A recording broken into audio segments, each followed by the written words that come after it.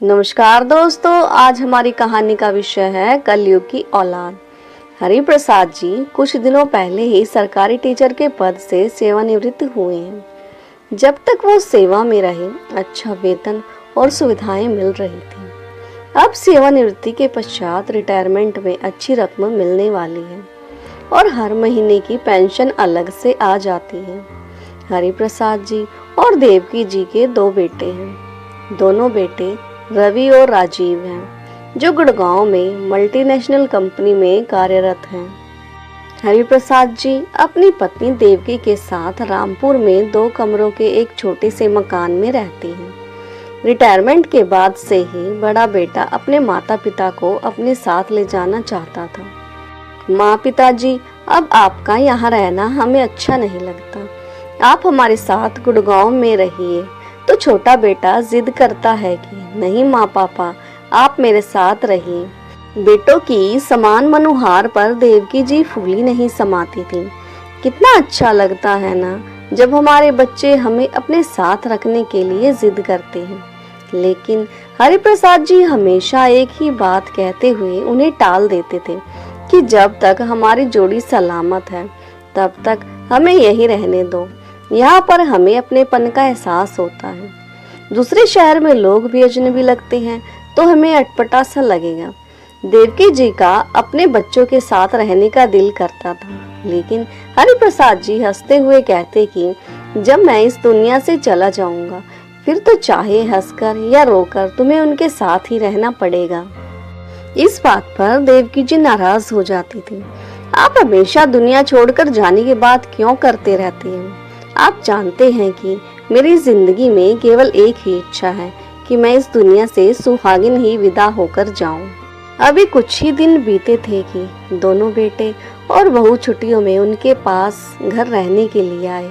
बातों ही बातों में दोनों बेटों ने रिटायरमेंट के पैसों की बात की। पिताजी, आप तो जानते ही हैं कि हम गुड़गांव में किराए के मकान में रहते हैं।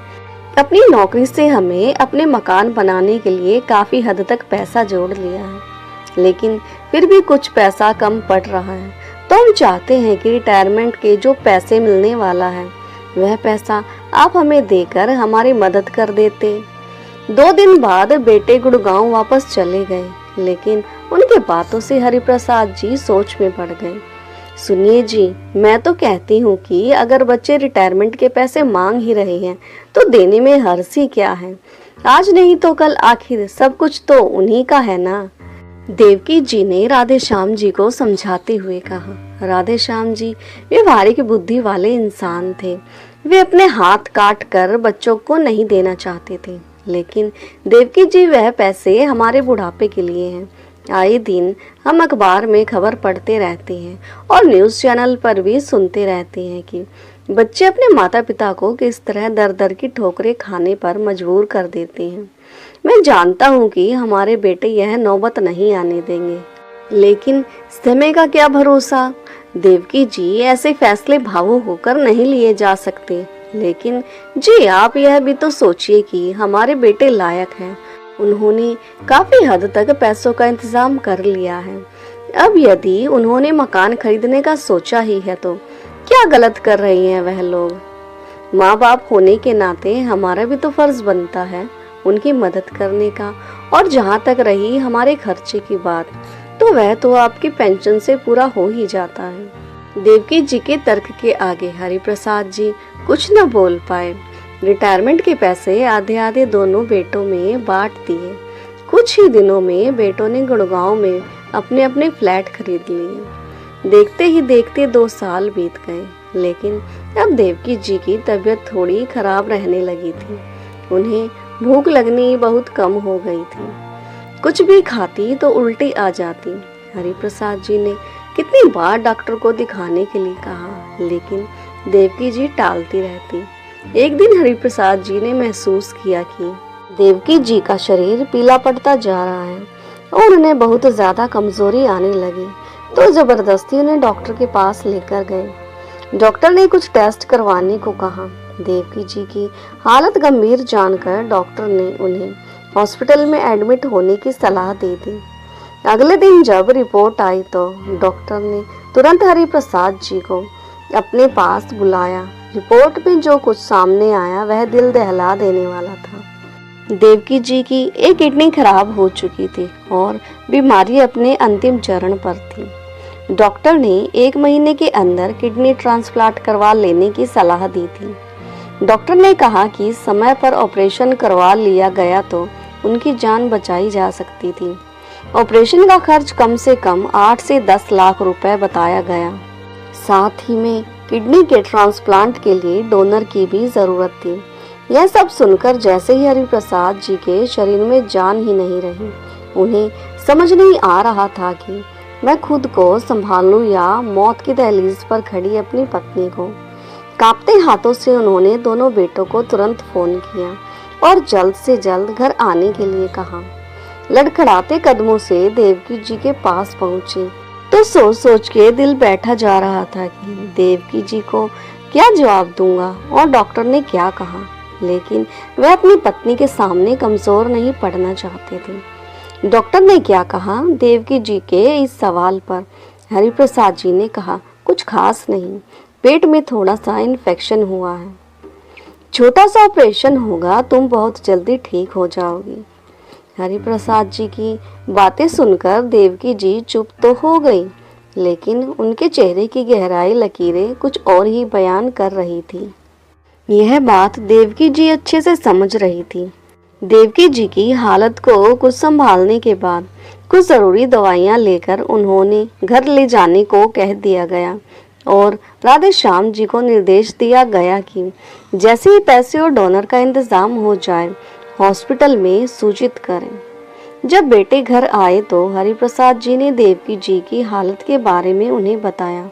बेटा, मेरा ब्लड ग्रुप तुम्हारी माँ के ब्लड ग्रुप से मिलता है और मैंने तो डॉक्टर से भी कहा था कि मैं ही तुम्हारी माँ को किडनी डोनेट कर देता हूँ, लेकिन डॉक्टर ने यह कहकर मना कर दिया कि बुढ़ापे और कमजोरी के कारण मेरी किडनी डोनेट करने में जोखिम हो सकता है। बेटा, कल तुम दोनों हॉस्पिटल जाकर अपना अपना ब्लड ग्रुप चेक करवा लो।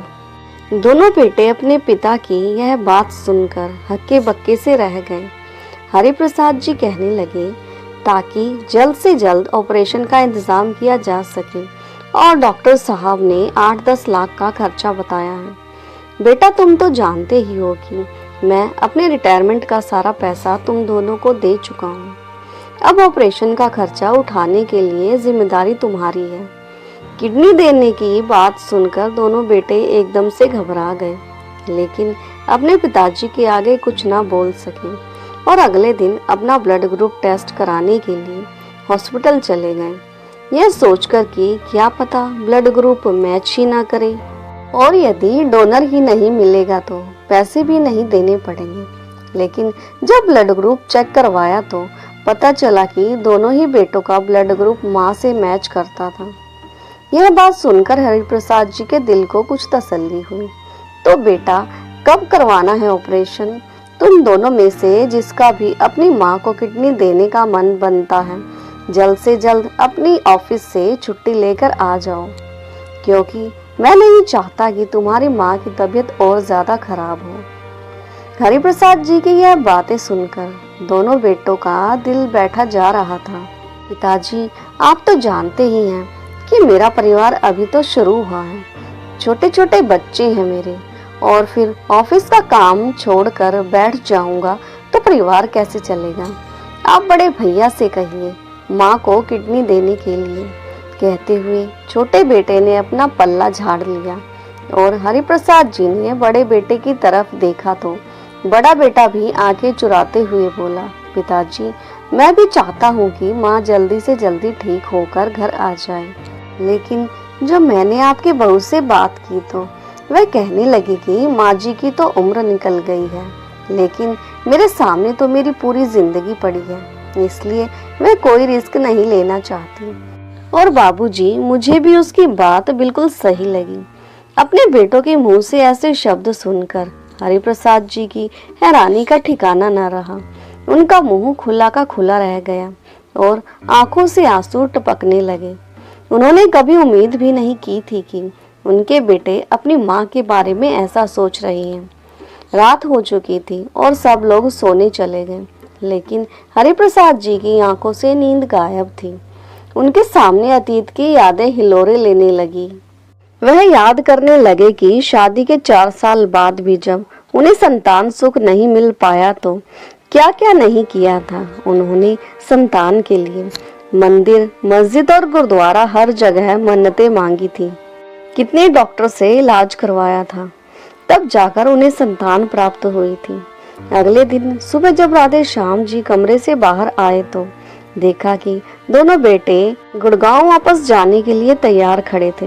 हरिप्रसाद जी कुछ बोल पाने की हालत में नहीं थे, लेकिन अपनी पत्नी के प्यार से मजबूर हरिप्रसाद जी मरे हुए गले से बोले, ठीक है बेटा, यदि तू किडनी नहीं देना चाहते तो कोई बात नहीं, तुम पैसों का इंतजाम कर दो। मैंने सोच लिया है कि किडनी मैं दे दूंगा तुम्हारी माँ को। इतना सुनते ही बड़ा बेटा बोला, पिताजी वो पैसे तो घर खरीदने के लिए थे, अब वह पैसे हमारे पास कहाँ रहे। जो भी पैसे थे हमने मकान में लगा दिए। अपने भाई की बातें सुनकर छोटा बेटा बोला, वैसे पिताजी आपको नहीं लगता कि माँ के ऊपर इतने पैसे खर्च करना पैसा बर्बाद करना है? इतना पैसा हमसे मांगने से पहले कुछ तो सोच लिया होता। अब तो वैसे भी बाबूजी हमारे पास एक फूटी कौड़ी भी नहीं है जो माँ के ऑपरेशन पर खर्च कर सके। कहते हुए दोनों अपने शहर की ओर निकल गए। करीब 10 दिन के बाद दोनों बेटे गुस्से से लाल होते हुए हरिप्रसाद जी के पास आए और कहने लगे, पिताजी आप ऐसा कैसे कर सकते हैं? क्या कभी कोई पिता भी अपने बेटों के ऊपर केस करता है भला? आपने हमारे लिए जो किया है वह आपका फर्ज था। हर माता पिता अपने बच्चों को पढ़ा लिखा कर बड़ा करते हैं, लेकिन इसका मतलब यह तो नहीं कि इस बात पर अपने बेटों पर ही केस करें। छोटा बेटा बोला तो इस पर बड़े बेटे ने भी कहा, यह सब जो आप कर रहे हैं इससे आपकी समाज में इतनी बदनामी होगी, यह जानते भी हैं आप। हरिप्रसाद जी जो चुपचाप अपने बेटों की बातें सुने जा रहे थे, एकाएक अपना धीरज खो बैठे और भरी आवाज में बोले, तुम सही कह रहे हो, बदनामी तो होगी लेकिन मेरी नहीं, बदनामी तुम्हारी होगी कि कैसे बेटे हैं जो अपने माता पिता के न हो सके। माँ की बीमारी के इलाज के लिए मुझे तुम पर केस करना पड़ रहा है। एक बात ध्यान से सुन लो बेटा, मैं एक बाप होते हुए तो तुम्हें माफ कर सकता हूँ, लेकिन एक पति होने के नाते मैं कुछ भी कर जाऊंगा अपनी पत्नी के लिए, क्योंकि मैंने तुम्हारी माँ को शादी के 7 वचनों के साथ साथ एक वचन यह भी दिया था कि उसकी रक्षा के लिए मैं अपनी आखिरी सांस तक लड़ूंगा। हरिप्रसाद जी अपने बड़े बेटे से बोलते हैं, तुम्हें शायद मालूम नहीं है इसलिए बता रहा हूँ, तुम्हारे पैदा होने से पहले तुम्हारी माँ सरकारी नौकरी किया करती थी, लेकिन जब तुम पैदा हुए तो तुम्हारे पालन पोषण के लिए उसने सरकारी नौकरी तक का लालच नहीं किया और अपनी नौकरी से त्याग पत्र दे दिया। वह सोचती थी कि पैसा ही सब कुछ नहीं होता। वह अपने बेटे की परवरिश के साथ कोई समझौता नहीं करना चाहती थी, और आज जब तुम्हारी माँ जिंदगी और मौत के बीच में झूल रही है, उसे पैसे की जरूरत है, तो तुम्हें उस पर पैसा खर्च करना फिजूल खर्ची लग रहा है। हरिप्रसाद जी अपने छोटे बेटे से कहते हैं, जब तुम्हें बचपन में निमोनिया हो गया था तो तुम बुखार में तड़प रहे थे और मैं और तुम्हारी माँ सर्दी में आधी रात को तुम्हें गोदी में उठाकर पैदल चलकर डॉक्टर के पास लेकर गए थे, क्योंकि डॉक्टर ने घर पर आने से ज्यादा पैसे मांगे थे जो कि हमारे पास उस समय नहीं थे। आज वही बेटा बड़ा होकर यह कह रहा है कि मौत तो सबको आनी है, एक ना एक दिन तो सभी को इस दुनिया से जाना है, फिर इस उम्र में माँ पर लाखों खर्च करने की क्या जरूरत है। बेटा तुम लोगों के गुड़गांव में अच्छे कॉलेज में पढ़ने की जिद थी ताकि आगे जाकर तुम्हें अच्छी नौकरी प्राप्त हो सके। तुम्हें अपने पैरों पर खड़ा करने के लिए हमने अपना बड़ा पुराना मकान बेचकर पैसे जुटाए थे ताकि तुम्हें अच्छे कॉलेज में एडमिशन दिला सके, और घर की आर्थिक परेशानी को देखते हुए हमसे जितना हो पड़ा हमने किया, और हम दोनों एक कमरे के छोटे से घर में भी रहने के लिए तैयार हो गए। अपने बेटों के लिए हमने क्या कुछ नहीं किया था। लेकिन वही बेटे आज अपनी माँ के इलाज के लिए एक फूटी कौड़ी तक नहीं देना चाहते। मैं तो यह सोचकर हैरान हूँ कि जब देवकी को पता चलेगा कि उनके बेटों की उसके बारे में कैसी सोच है तो उस पर क्या बीतेगी। लेकिन पिताजी, आप यह भी तो सोचिए कि 8-10 लाख कोई छोटी रकम नहीं होती, और उसके बाद भी क्या गारंटी है कि माँ ठीक हो जाएगी। बेटा, मैंने सब कुछ सोच लिया है। अब तुम यह सोचो कि जिंदगी रही तो पैसा तो दोबारा भी आ जाएगा, लेकिन तुम्हारी माँ दोबारा नहीं आएगी। मैं तो इस छोटे से मकान को भी बेचने को तैयार हूँ, लेकिन इस मकान को बेचकर भी 1.5 लाख से ज्यादा नहीं मिलेगा। अब जब तुमने अपनी माँ के ऑपरेशन के पैसे देने से साफ इनकार कर दिया है तो मेरे पास कोई और रास्ता ही नहीं बचा। आखिर में मुझे कानूनी रास्ता अपनाना ही पड़ा और तुम लोगों के खिलाफ केस दर्ज करवाना ही पड़ा। जो रिटायरमेंट के पैसे मैंने तुम्हें दिए थे, अब मुझे वह पैसे वापस चाहिए। हरिप्रसाद जी ने केस वापस लेने से साफ इनकार कर दिया। बेटों से बात करने के बाद जब हरिप्रसाद जी देवकी जी के पास कमरे में आए तो देवकी जी उनकी ओर सवालिया निगाहों से देखने लगी और पूछने लगी कि आप यह बीच बीच में कहाँ चले जाते हो? आजकल मुझे कुछ अच्छा महसूस नहीं होता। ऊपर से आप भी मुझे अकेला छोड़कर चले जाते हो। मैं अपना सारा दिन अखबार और टीवी के भरोसे ही निकाल देती हूँ। इस पर हरिप्रसाद जी ने नजरें चुराते हुए कहा कि कुछ नहीं, तुम्हारा ऑपरेशन जल्दी से जल्दी करवाना है, इसलिए डॉक्टर से मिलने जाता हूँ। वह तो ठीक है, लेकिन काफी दिनों से मेरे दोनों बेटे नहीं आए मुझसे मिलने। इस पर हरिप्रसाद जी चुप हो गए। मन ही मन सोचने लगे कि तुम्हें कैसे बताऊं तुम्हारे दोनों बेटों के कारनामे। अपने मन का गुबार तो मैं भी तुम्हारे सामने खोलना चाहता हूँ, लेकिन मैं तुम्हें समय से पहले नहीं मारना चाहता। मामले की गंभीरता को देखते हुए कोर्ट ने भी केस की सुनवाई अगले दिन ही शुरू कर दी। ऐसा अनोखा मामला आने पर जज साहब भी हैरान हो गए कि एक बाप को अपने बेटे पर इसलिए केस करना पड़ा कि बेटों को पढ़ा लिखा कर सेटल करने के बाद भी वे माता पिता की देखभाल की जिम्मेदारी तक नहीं उठा पा रहे हैं। कोर्ट ने मामले की नज़ाकत को देखते हुए लगातार 4 दिन सुनवाई की। 1 हफ्ते के अंदर अंदर दोनों बेटे पिता से लिए गए रिटायरमेंट के पैसे ब्याज सहित चुका दें। यदि वे ऐसा नहीं करते तो उन दोनों के घरों को नीलाम किया जाएगा और नीलामी के पैसों से हरिप्रसाद जी की पत्नी का इलाज करवाया जाएगा। अदालत में आए एक समाज सेवी ने केस को हाईलाइट करना शुरू कर दिया। सामने आई दोनों बेटों की करतूत। आज का यह फैसला आने वाली पीढ़ियों के लिए सीख बनने वाला है। जब बच्चे छोटे होते हैं तो हम उनकी देखभाल करते हैं, उनकी हिफाजत करते हैं, अपनी हैसियत से बढ़कर उनका पालन पोषण करते हैं, तो आगे जाकर बच्चों की भी यह जिम्मेदारी होती है कि वे अपने माता पिता का ख्याल रखें और उनकी ज़रूरतों को पूरा करें। कोर्ट का यह फैसला सुनकर दोनों बेटे हक्के बक्के रह गए। सब लोग उनकी तरफ हैरानी से देख रहे थे कि उन्होंने कितना बेशर्मी भरा काम किया है। थोड़ी ही देर में उनका वकील उनके पास आया और कहने लगा कि आप चिंता मत कीजिए, हम इसके फैसले के खिलाफ इससे ऊपर के कोर्ट में जाएंगे और मैं इससे ऊपर के कोर्ट में अपील करूंगा कि मैं आप लोगों को केस जितवा कर रहूं। लेकिन दोनों बेटों ने साफ इनकार कर दिया। शायद उन्हें अपनी गलती का एहसास हो रहा था। घर पहुंचकर बड़ा बेटा अपने पिता के पैरों में गिर गया। कहने लगा, हम कितने गलत थे पिताजी, जो अपने माता पिता से जीतने चले थे। अगर अपने माता पिता को हरा कर हम जीत भी जाते तो धिक्कार है हम पर। ऐसी जीत से क्या फायदा। मैंने फैसला कर लिया है कि माँ के लिए किडनी की ज़रूरत को मैं पूरा करूँगा और ऑपरेशन के लिए भी पूरे पैसे चुकाऊंगा। इतने में छोटा बेटा बोला, नहीं भाई, यदि आप माँ को किडनी दे रहे हो तो पैसे देने की जिम्मेदारी मेरी बनती है। मैं आज ही अपने मकान को गिरवी रखकर लोन के लिए अप्लाई कर देता हूँ। इस पर हरिप्रसाद जी ने अपने दोनों बेटों से कहा, बेटा, मैं तुमसे एक गुजारिश करना चाहता हूँ कि मैंने तुम्हारी माँ को कोर्ट केस के बारे में कुछ भी नहीं बताया है और मैं चाहता हूँ कि आगे भी उसे इस बारे में कुछ पता न चले, नहीं तो एक माँ का दिल हमेशा हमेशा के लिए टूट जाएगा। दोनों बेटों ने मौन रहकर इस बात के लिए सहमति जाहिर कर दी।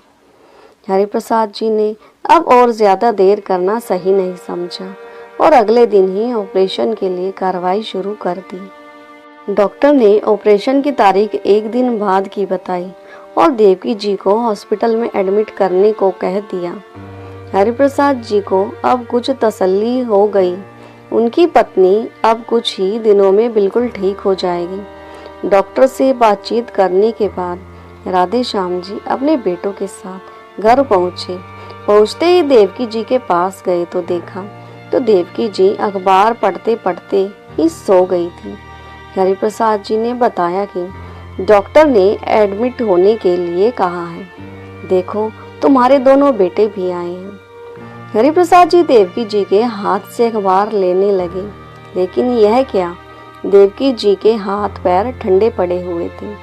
हरिप्रसाद जी की आत्मा कांप गई यह देखकर कि देवकी जी के शरीर में जान ही नहीं थी।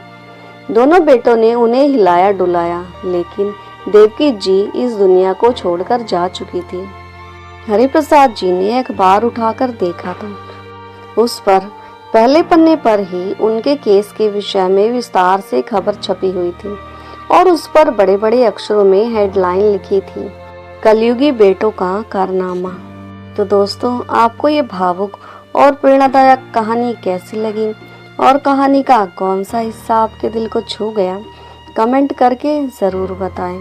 और हाँ, चैनल पर नए हो तो चैनल को लाइक, सब्सक्राइब और शेयर करना ना भूलें। तो मिलते हैं एक नई कहानी के साथ, तब तक के लिए धन्यवाद।